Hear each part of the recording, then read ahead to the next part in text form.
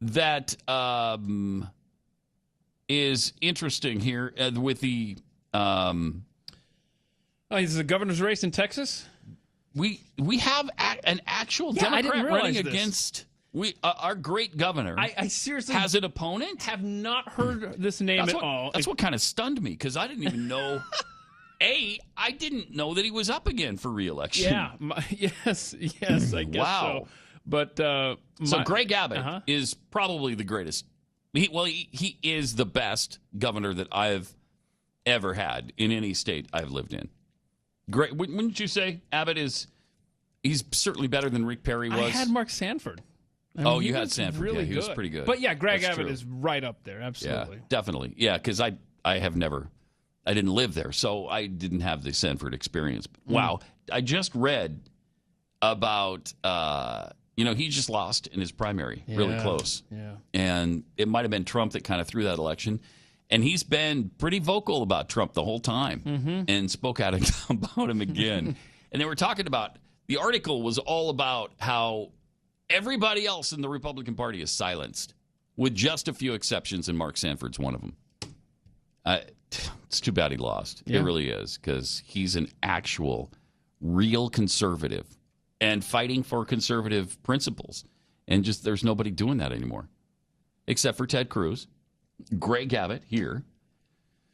But the Democratic nominee for governor and former sheriff of Dallas County, Lupe Valdez, is running against our great governor in this state. Now, in her article, she recently wrote an article for the Houston Chronicle, apparently. And she mentioned that she's been in law enforcement for more than 40 years and has carried a firearm most of her life. And responsible gun ownership is as Texan as barbacoa and Big Red. Okay.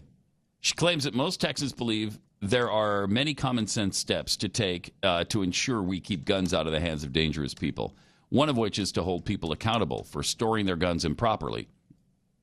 We should enact new safety requirements that hold parents accountable if reckless storage of weapons allows children to gain access to a firearm. She wrote, a vast majority of students who commit violence at schools acquire their weapons from a family member's home. Okay. So she's right to be indignant about this. That's right. It's irresponsible to lose control of your guns. And then... Well, the rest of the story from mypoliticalspectrum.net says what? Ironically, Valdez has apparently lost her own 9mm Beretta and is currently working with the Dallas police to locate the firearm. As of now, it hasn't been found. Oh, no. Spokesman said it may have been lost during Valdez's moving transition, but they still haven't determined how it disappeared. The Valdez campaign has been cavalier about this situation, but some are taking it very seriously. An article written in the Dallas Morning News said the sheriff's department did know the gun was missing at the end of last year, but the report wasn't filed until last month.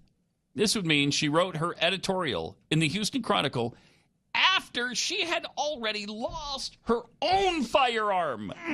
That's come on now. It just doesn't get any more ironic and ridiculous than that. This world. If she gets a single vote in this state, something's radically wrong, and we know it. Yeah, it is. Let us know if you see any Lupe signs. Jeez. Furthermore, an audit of the Dallas County Police Department, which consists of 557 officers who have the authority to hold firearms, shows Valdez's weapon is the only one unaccounted for.